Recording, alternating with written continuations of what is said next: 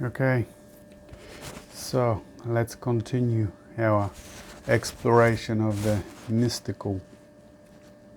As you saw by the title of today's video, I'm going to try to talk to you about what the meaning of inner work means.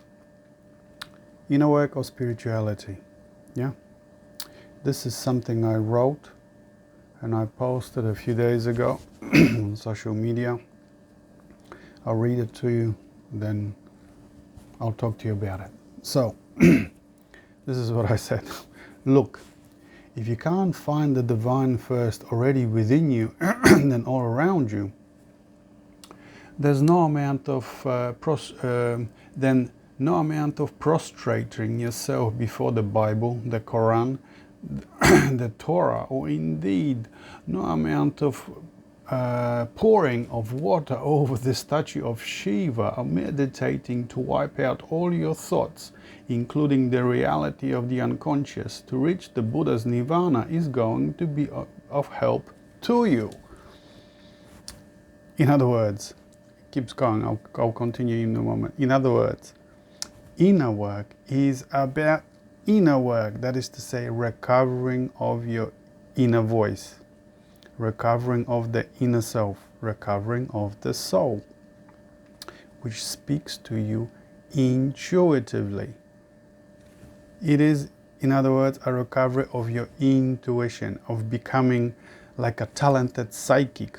You know those psychics where you see them on TV or on internet nowadays. When you ask them a question, the really good ones, the really talented ones, they give you an answer in a moment, in an instant. Not always correct, but the really good ones are really, really on point. They answer straight away. So this is what it's all about. It's not about the materiality of things, the physical thing, the things that are outside of you. Like I said, just reading Bible from cover to cover, or scripture, or simply imitating Buddha or Jesus' way. Jung called it imitatio Christi, imitating Christ. Nowadays, you can say the same thing about the Jungians. I love you, all of you, but there's a big problem there. There's a lot of imitation, a lot of just quotes. Very few are actually digging deep inside of themselves like Jung did and pulling out information directly from within themselves, yeah? So you could say imitatio Jungi nowadays. So imitating someone does not work. It only goes so far. One day you're gonna have to stop, and you're going to have to actually start doing the real inner work. Finding the resources that you were looking for outside of yourself, like I said, within you, yeah? So I'll continue what I said. As I'm at pains to point out, true spirituality is not about prostrating yourself before the feet of another guru or trying to buy your way to heaven through religion, not even reading the best-selling books or collecting scientific facts, but rather it's like mysticism or shamanism. Exactly, it is mysticism and shamanism. That's what shamans used to do and mystics, and still do. All about a living relationship between the soul and you. You ask what you want to know and then stay with it until the soul speaks itself's answers. I have spoken about this to you so many times, and I've given you so many examples exactly about this from my own life and from the life of others. Like Nikola Tesla, remember when he was walking around and he needed a question, he was walking around his favorite park in the evening and he needed an answer to his problem of the electric motor, and it just suddenly hit him. He remembered the words of Goethe, and it just hit him, and he drew the rotating plan for electric motor, that it needs to rotate and in a circle. And he got it in an instant. That's exactly what it's like. And another example will be someone like the guy that invented benzene, Kokole. Yeah, He stayed with the question because he was working on he was a chemist. He was working on, how to create the molecules, how to create the chemical formula to create benzene, petrol. And he stayed with the question, and he stayed with the question, stayed with it, and one night, he simply at that threshold between sleeping and waking, he had a vision. He saw the molecules dancing in a circle. The right formula just presented itself. The unconscious, the inner self gave him an answer to what he was looking for. You see? There are numerous examples of this, that it's not about reading a book from cover to cover. I have shown you how to read a book, yeah? So you grab a book. Let's say you just grab my book, Where We Dream, and you start reading. What I normally do is I just start reading, and then when things jump at me, I'll underline it. And I underline it, and there might be a word, might be a sentence. When you're a writer or a poet, you collect sentences, things that sort of stand out to you, and you make poetry out of this. That's what it is. That's what it's about. And the books, like I said before, the books with mythology work the best because you're already in the language of the unconscious, of the psyche. There's the tree, there's the myth of, for instance, going like Alden hanging on the tree, and suddenly he gets the vision of the runes. He falls off the tree, and he says, that's where I began to thrive. That's when one word led to another word, one deed led to another deed. He recovered his intuition.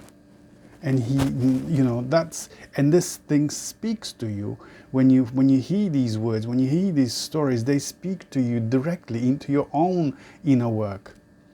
You see, because that's what it's about. It speaks to your, not the personal unconscious stuff, not the daily stuff that you struggle for survival, your work, your kids, your family, your debt, or whatever it is for you, But the deeper stuff, the collective unconscious, the story of the journey, the inner quest to recover the soul, that's a timeless story.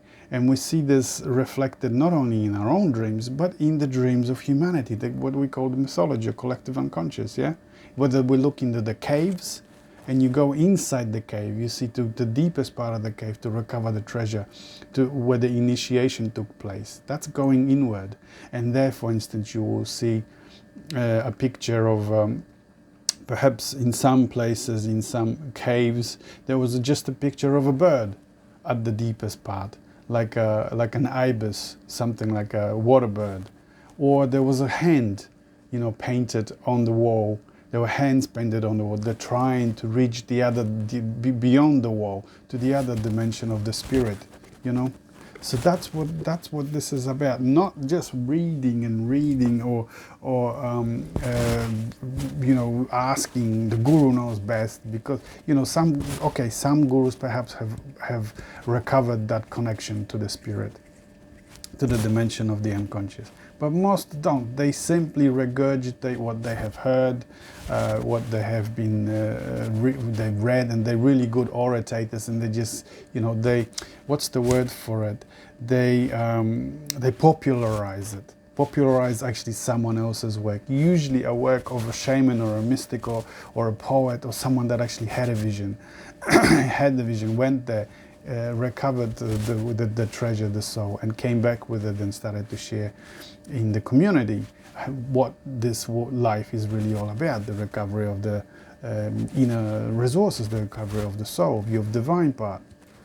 They might not be as good an orator like myself, I'm not that good at talking about all this stuff to you, but I might be better at writing. But there are people that are really, really good at orating, that's talking about these things, but they never had one mystic experience.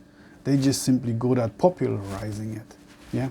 So I'll read you something else that, for instance, Jung says about this. Oh, yes, actually, before we go to Jung, I shared a quote from Albert Camus. Some of you probably know him, and I commented on this.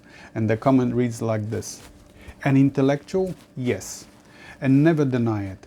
An intellectual is someone whose mind watches itself. I like this because I am happy to be both halves, the watcher and the watched.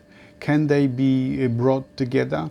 This is a practical question. We must get down to it. I despise intelligence. Really means I cannot bear my doubts. I agree with the fact that he's trying to bring the two things together, but I don't agree with the fact that it's an intellectual, that is an intellect that is actually doing this. And this is how I commented about this. This is what I said. For pity's sake, intellectual only go so far as they have learned, read or heard, like I was just saying to you, yeah? The educated knowledge and never goes any further. It's your intuition that watches itself, your mind, and from what happens to it spontaneously or mystically, whether in dreams, visions, or intuitive sudden revelation. You learn and expand your consciousness, move forward yours and consciousness of the world from recovery of your intuition. It teaches you from there. It teaches you by itself. You don't need to, from then on, to be reading. You use books like I use books to reconnect and recover my own intuition, to make connection to the inner self, to the unconscious. But you don't memorize them and then use just quotes. You use the book to reconnect to the unconscious, and then you quote what the unconscious gives you. That's what inner work is all about. Yeah? Then you start writing mystic poetry, or you just maybe even, if you're a good orator, someone is happy to talk to others, you talk to others about this. That's, for instance, that was what Jesus was all about, or the Buddha. They started to talk about this. It wasn't written. Their quotes, their messages weren't written. Or in case of Jesus, we have the Nakamaji library, and it is said in there, this is Gnosticism, that his brother James, actually his brother, forget his name, Thomas, he wrote the quotes of living Jesus, and that's exactly what he said. I mean, the translation might be different because it's translated from Aramaic, but what it means exactly, but we know more or less what the quotes were, what Jesus was saying, and this is his private teaching. Private teaching is all about recovery of your inner self, of the inner voice, so that you have direct access to the unconscious, talking to you, through you, and teaching you. Yeah. Jung had something to say about this. Let me see if I can find a quote about this problem. Oh, there it is. Jung believed that the more secular, materialistic, and compulsively extroverted our civilizations become, the greater the unhappiness, senselessness, and aimlessness of our lives. I can tell you that that is true from my own personal experience. I've written about it in my book, Where We Dream the Single Dream, where I was in my early 20s. I lived in Perth. I recently got a good job where I was earning twice as much as I was earning before. I had a nice flat near the city town, on the river, in a trendy part of town. I had my nice two-door, sports car, and I was supposed to be happy, but I wasn't. I was miserable, more miserable than ever. Something else was calling to me. Yeah, something else was happening. All the dreams that I had, all the visions. That's when the visions started to happen to me, because I was so. There was the outside. The outside just lost its meaning. So I was starting to look for meaning within me.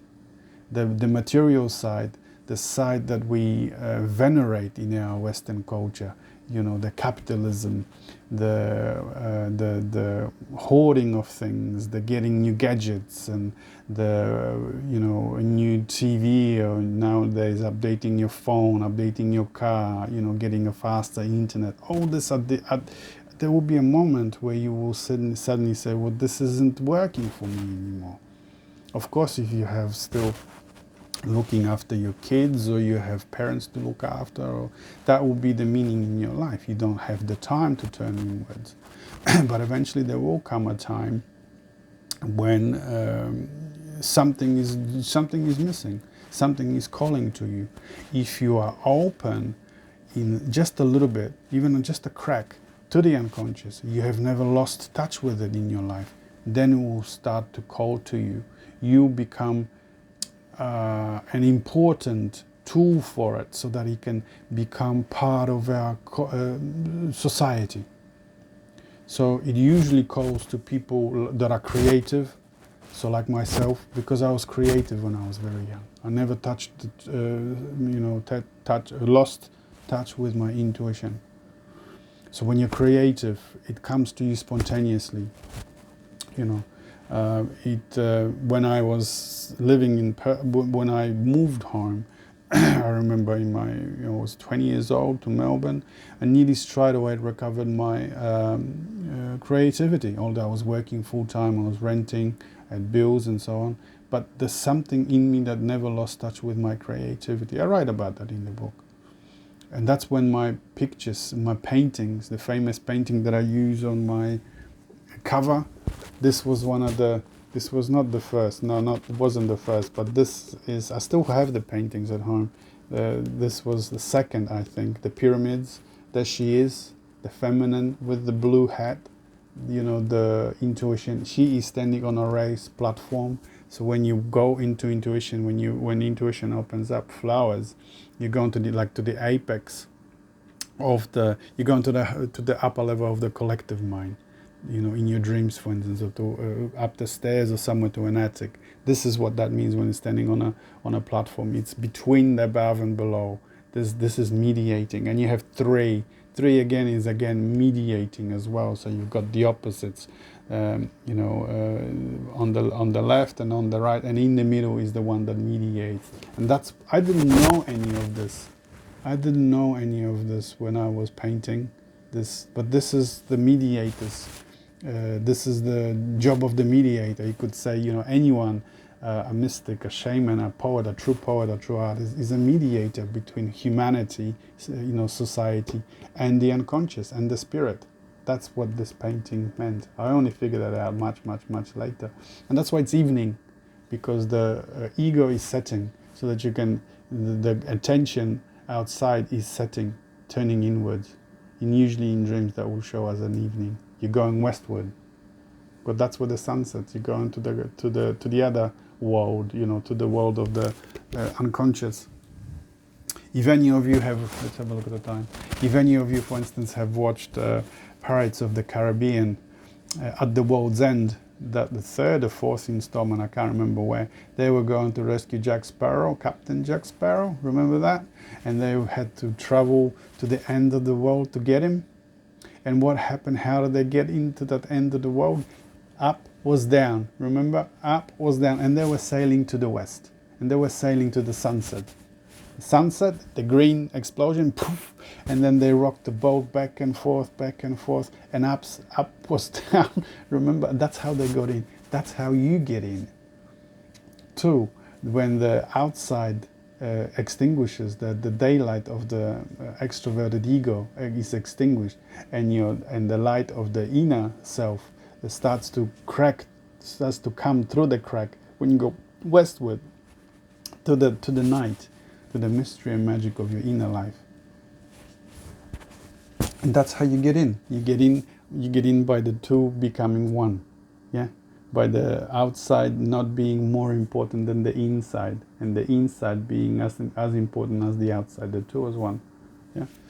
The union of the opposites, if you like. Yeah.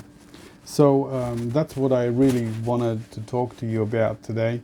I could go on about this for a long time.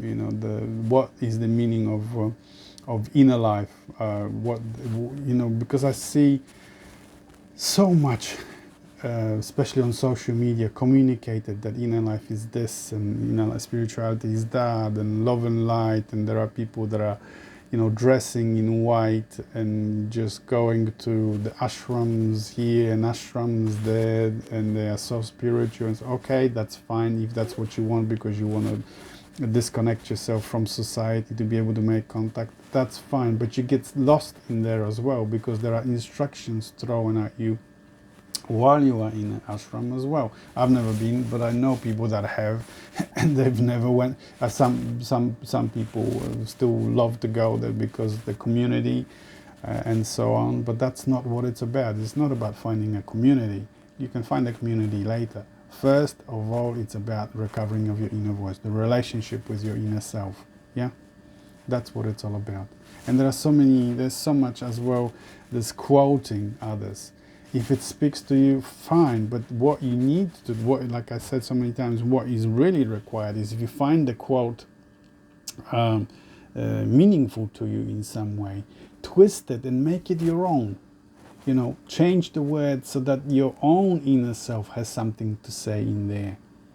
You see, that's what with all my books that when I do reconnect, I actually need more books now because I've read them all by now. It's been years and years, and my library is too small now. I got to get some new ones. And what happens is when you find something that speaks to you, especially when it's mythological, you use those words, but you twist them in a way that they reflect what your inner self has said, your inner voice, not what the author was saying. And then you make that connection. Then, of course, you've got dreams and you've got visions. I know some of you dream. You come to me with your dreams, and then others come to me, some of you come to me with visions. And visions are just as powerful as dreams. You know, dreams are probably harder to have, especially the real deep dreams, archetypal dreams, that when you connect to the unconscious, when you connect to the inner self, to the soul. But visions can be easier. Some of you, I think, use active imagination. Jung used to use active imagination. But active imagination is really intuition, recovery of your intuition. Starting with an object, starting with a symbol, and then see what your mind, your intuition does with it. That's what art is about. That's what mystic poetry is about. You start with an idea, with a small chunk of a vision, and you build on it. Yeah? It's not you building, it's the unconscious that is building, the inner self that is building. You're merely communicating. You're the mediator between the two realities, the outside reality and the inner, the mystical, the reality of the spirit. You let the spirit speak through you. Yeah? I once wrote, what did I say? It's not important what you say, but what is said through you. That's it. That's it. That's really that simple, and yet that difficult. Yeah, it's so easy to get lost in all these things that are thrown at us these days, because it's not just the TV or your friends or your family, you know, your own busyness, but it's also now the internet, the social media. It's everywhere. It's great because it can introvert you, but it can also take over. Rather than having your own experiences, your mystic experiences, which is really all about, you start to just celebrate someone else's. And that's how religions start, imitating Christ or imitating Buddha or imitating Muhammad, imitating this and that. Nowadays is imitating Jung and others. Rather than, because it's not easy to have your own experiences. There's fear, there's doubt, there's this and there's that. It's easier to just celebrate someone else's, but it's all about celebrating your own recovery of the inner voice, of your own inner self, making a connection to it. Okay, that's what I wanted to talk to you about today, and I'll see you on the next one. Bye.